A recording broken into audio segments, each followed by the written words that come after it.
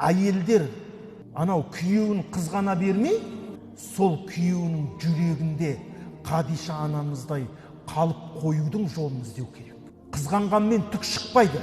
Ол сенің сатып алған мүлкің емес, ақыретке бірге алып кетпейсің оны.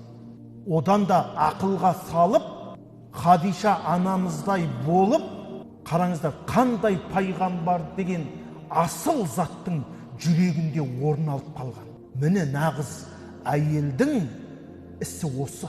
Ол күйеуін аңду емес, керісінше сол күйеуінің жүрегіне жол таба білу бұл әйелдің даналығы. Әйелдің жәннаты ол күйеуінің разылығында, ал ердің жәннаты ол анасының разылығында.